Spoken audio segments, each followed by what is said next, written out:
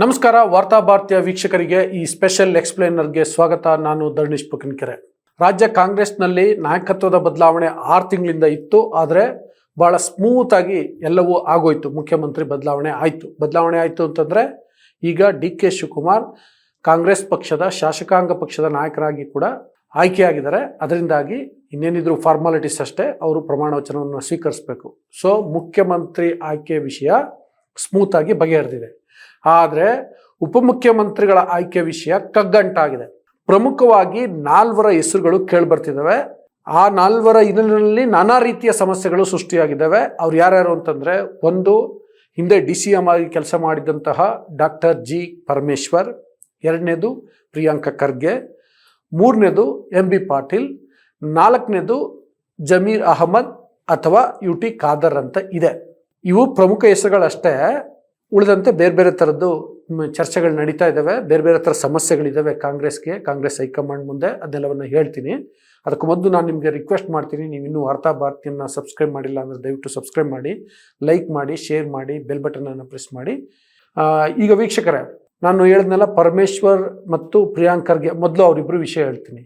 ಏನಪ್ಪ ಅಂದರೆ, ಪರಮೇಶ್ವರ್ ವಿಷಯದಲ್ಲಿ ಹಿಂದೆ KPCC ಅಧ್ಯಕ್ಷರಾಗಿದ್ದರು, DCM ಆಗಿ ಕೆಲಸ ಮಾಡಿದ್ದವರು, ಹಿರಿಯರು, ಈಗ ಗೃಹ ಸಚಿವರಾಗಿ ಕೆಲಸ ಮಾಡಿದ್ದವರು. ಅವರನ್ನು ಕೈ ಬಿಡಲಿಕ್ಕಾಗಲ್ಲ. ಏನಾದರೂ ಒಂದು ಸೂಕ್ತವಾದಂಥ ಸ್ಥಾನಮಾನವನ್ನು ಕೊಡಬೇಕು.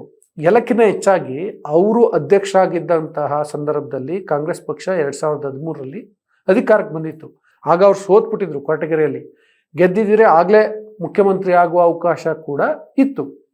ಮತ್ತು ಅತಿ ಹೆಚ್ಚು ದಿನ KPCC ಅಧ್ಯಕ್ಷರಾಗಿ ಕೆಲಸ ಮಾಡಿದ ಹೆಚ್ಚುಗಾರಿಕೆ ಕೂಡ ಪರಮೇಶ್ವರ್ ಹೆಸರಲ್ಲೇ ಇರೋದು. ಅಂಥವ್ರನ್ನ ಸುಮ್ಮನಿರೋದು ಹೇಗೆ? ಮತ್ತು ಅವರಿಗೆ DCM ಸ್ಥಾನವನ್ನು ಕೊಡದೇ ಇದ್ದರೆ ಹೇಗೆ ಅನ್ನುವಂಥ ಪ್ರಶ್ನೆ ಉದ್ಭವಿಸಿದೆ. ಯಾಕೆ ಅಂದರೆ, ಇನ್ನೊಬ್ಬ ಕಿರಿಯ ಸಚಿವ, ತುಂಬ ಆಕ್ಟಿವ್ ಆಗಿ ಕೆಲಸ ಮಾಡ್ತಿರುವಂಥ ಸಚಿವ ಪ್ರಿಯಾಂಕ್ ಖರ್ಗೆ ಹೆಸರು DCM ಸ್ಥಾನಕ್ಕೆ ಕೇಳಿಬರ್ತಿದೆ. ಈಗ ಪ್ರಿಯಾಂಕ್ ಖರ್ಗೆ ಅವರನ್ನು DCM ಸ್ಥಾನಕ್ಕೆ ಕೂರಿಸಿ ಉಪಮುಖ್ಯಮಂತ್ರಿಯನ್ನಾಗಿ ಮಾಡಿ ಪರಮೇಶ್ವರ್ ಅವ್ರನ್ನ ಸುಮ್ಮನೆ ಕೂರಿಸಿದ್ರೆ ಅಥವಾ ಕೇವಲ ಸಚಿವ ಸ್ಥಾನಕ್ಕೆ ಸೀಮಿತಗೊಳಿಸಿದ್ರೆ ಸರಿ ಹೋಗುತ್ತಾ? ಆಗ ಕೇಡರ್ಗೆ ಏನು ಮೆಸೇಜನ್ನು ಕೊಟ್ಟಂಗಾಗತ್ತೆ ಅನ್ನುವಂಥ ಪ್ರಶ್ನೆ ಉದ್ಭವಿಸಿದೆ. ಅದಕ್ಕೆ ಬೇರೆ ರೀತಿಯ ಚರ್ಚೆಗಳು ನಡೀತಿದ್ದಾವೆ. ಏನಂದರೆ, ಪರಮೇಶ್ವರ್ ಅವರನ್ನ ಸ್ಪೀಕರ್ ಮಾಡಿಬಿಡೋಣ ಅನ್ನುವ ನಿಟ್ಟಿನಲ್ಲಿ ಒಂದು ಆಲೋಚನೆ ಇದೆಯಂತೆ. ಬೇಡ, ಅವರು ನಾನು ಆಗಲೇ ಹೇಳ್ದಂಗೆ ಅವರ ಅಧ್ಯಕ್ಷತೆಯಲ್ಲಿ ಪಕ್ಷ ಅಧಿಕಾರಕ್ಕೆ ಬಂತು, ಅವ್ರಿಗೆ ಪಕ್ಷವನ್ನು ಸಮರ್ಥವಾಗಿ ನಿಭಾಯಿಸುವ ಶಕ್ತಿ ಇದೆ, ಅದಕ್ಕೋಸ್ಕರ ಅವರನ್ನು ಮತ್ತೆ KPCC ಅಧ್ಯಕ್ಷರನ್ನಾಗಿ ಮಾಡೋಣ ಅನ್ನುವ ಒಂದು ಆಲೋಚನೆ ಕೂಡ ಇದೆಯಂತೆ. ಸೊ ಇದರಿಂದಾಗಿ ಸಮಸ್ಯೆ ಆಗಿದೆ. ಇನ್ನು ಪ್ರಿಯಾಂಕ ಖರ್ಗೆ ವಿಷಯದಲ್ಲಿ ನಾನು ಆಗಲೇ ಹೇಳ್ದಂಗೆ ಅವರು ಆಕ್ಟಿವ್. ಹೊಸ ನಾಯಕರನ್ನ ಬೆಳೆಸುವ ದೃಷ್ಟಿಯಲ್ಲಿ ಪ್ರಿಯಾಂಕ್ ಖರ್ಗೆಗೆ ಅವಕಾಶವನ್ನು ಕೊಡಬೇಕು ಅನ್ನುವ ಚರ್ಚೆ ನಡೀತಿದೆ. ಆದರೆ ತೊಡಕಾಗಿರೋದೇನು? ಪರಮೇಶ್ವರ್ ಇರೋ ಕಾರಣಕ್ಕೆ. ಉಳಿದಂತೆ ಬೇರೆಯವರೆಲ್ಲ ಇದ್ದಾರೆ. ಫಾರ್ ಎಕ್ಸಾಂಪಲ್ HC ಮಹದೇವಪ್ಪ ಇದ್ದಾರೆ, ಬೇರೆಯವರು ಇದ್ದಾರೆ. ಆದರೆ ಪ್ರಮುಖವಾಗಿ ಸ್ಪರ್ಧೆಯಲ್ಲಿರೋದು ಪರಮೇಶ್ವರ್ ಮತ್ತು ಪ್ರಿಯಾಂಕ ಖರ್ಗೆ ಅಂತ ಹೇಳಲಾಗ್ತಿದೆ. ನೆಕ್ಸ್ಟ್ MB ಪಾಟೀಲ್ ಅವರ ವಿಷಯಕ್ಕೆ ಬರೋದಾದರೆ, ಕಾಂಗ್ರೆಸ್ ಪಕ್ಷ ಈಗ ಎಷ್ಟು DCM ಸ್ಥಾನಗಳನ್ನು ಸೃಷ್ಟಿಸಬೇಕು ಅನ್ನುವಂಥ ಗೊಂದಲದಲ್ಲೂ ಕೂಡ ಇದೆ. 2028ಕ್ಕೆ ವಿಧಾನಸಭಾ ಚುನಾವಣೆ ಬರ್ತಿರೋ ಹಿನ್ನೆಲೆಯಲ್ಲಿ ಜಾತಿವಾರು, ಪ್ರದೇಶವಾರು DCM ಸ್ಥಾನಗಳನ್ನು ಸೃಷ್ಟಿ ಮಾಡೋಣ ಅನ್ನುವಂಥ ಲೆಕ್ಕಾಚಾರ ಇದೆ. ಕಾಂಗ್ರೆಸ್ ಹೈಕಮಾಂಡ್ನಿಂದ ಕೂಡ ಅದೇ ಥರದ ಸೂಚನೆ ಇದೆ ಅಂತೇಳಿ ಗೊತ್ತಾಗ್ತಿದೆ. ಈ ಹಿನ್ನೆಲೆಯಲ್ಲಿ ಲಿಂಗಾಯತ ಸಮುದಾಯದ ನಾಯಕರಾದಂತಹ MB ಪಾಟೀಲ್ ಅವರಿಗೆ DCM ಸ್ಥಾನವನ್ನು ಕೊಡ್ತಾರೆ ಅಂತ ಹೇಳಲಾಗ್ತಿದೆ. ಆದರೆ DCM ಸ್ಥಾನಕ್ಕೆ ಲಿಂಗಾಯತರ ಕೋಟದಿಂದ ಈಶ್ವರ್ ಖಂಡ್ರೆ ಹೆಸರು ಕೂಡ ಕೇಳಿಬರ್ತಿದೆ. ಈಶ್ವರ್ ಖಂಡ್ರೆ ಒಂದು ರೀತಿಯಲ್ಲಿ ಬಹಳ ಒತ್ತಡವನ್ನು ಏರ್ತಿದ್ದಾರೆ ಅಂತ ಕೂಡ ಗೊತ್ತಾಗ್ತಿದೆ. ಈಗ ಬರ್ತಿರುವಂತಹ ಲೇಟೆಸ್ಟ್ ಮಾಹಿತಿಗಳ ಪ್ರಕಾರ MB ಪಾಟೀಲ್ ಅವರ ಹೆಸರು ಬಹುತೇಕ ಖಚಿತ ಆಗಿದೆ. ಅವರು ಉಪಮುಖ್ಯಮಂತ್ರಿ ಆಗ್ತಾರೆ. ಅಲ್ಲಿ ಲಿಂಗಾಯತರ ವಿಷಯದಲ್ಲೂ ಕೂಡ ಒಂದು ಸಣ್ಣ ಸಮಸ್ಯೆ ಇದೆ ಅಂತ ಆಯಿತು. ನೆಕ್ಸ್ಟ್, ಪರಿಶಿಷ್ಟ ಜಾತಿಯ ವತಿಯಿಂದ ಒಬ್ಬರು, ಲಿಂಗಾಯತರ ವತಿಯಿಂದ ಆಯಿತು. ಇನ್ನೊಂದು ಪ್ರಮುಖ ಸಮುದಾಯ ಕಾಂಗ್ರೆಸ್ ಪಕ್ಷಕ್ಕೆ ಅತ್ಯಂತ ನಿಷ್ಠವಾಗಿರೋದು ಮತ್ತು ಅತಿ ಹೆಚ್ಚಿನ ಸಂಖ್ಯೆಯಲ್ಲಿ ಕಾಂಗ್ರೆಸ್ ಪರ ಮತ ಚಲಾಯಿಸುವಂಥ ಸಮುದಾಯ ಅಂದರೆ ಅದು ಅಲ್ಪಸಂಖ್ಯಾತರು. ಅವ್ರಿಗೆ ಯಾರಾದರೂ ಕೊಡಬೇಕು ಅನ್ನುವ ಕಾರಣಕ್ಕೋಸ್ಕರವೇ, ಯಾರಿಗಾದ್ರೂ ಕೊಡಬೇಕು ಅನ್ನುವಂಥ ಚಿಂತನೆ ಇದೆ.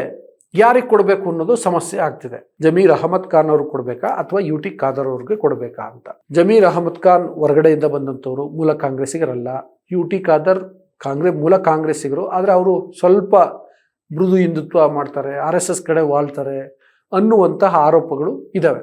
ಅದರಿಂದಾಗಿ ಅಲ್ಪಸಂಖ್ಯಾತರ ಪೈಕಿ ಇಡೀ ಸಮುದಾಯವನ್ನು ಪಕ್ಷದ ಕಡೆಗೆ ಸೆಳಿಬಲ್ಲಂತಹ ಮತ್ತು ಆಲ್ರೆಡಿ ಪಕ್ಷದಲ್ಲಿ ಏನು ಇದಿರಲ್ಲ ಅಲ್ಪಸಂಖ್ಯಾತರು ಅವರನ್ನು ಉಳಿಸ್ಕೊಳ್ಳುವಂಥ ಸಾಮರ್ಥ್ಯ ಯಾರಿಗಿದೆ, ಯಾರಿಗೆ ಕೊಟ್ಟರೆ ಸೂಕ್ತ ಅನ್ನೋ ನಿಟ್ಟಿನಲ್ಲಿ ಇನ್ನೂ ಚರ್ಚೆಗಳು ನಡೀತಿದ್ದಾವೆ. ಅಂತಿಮವಾದಂಥ ತೀರ್ಮಾನ ಆಗಿಲ್ಲ.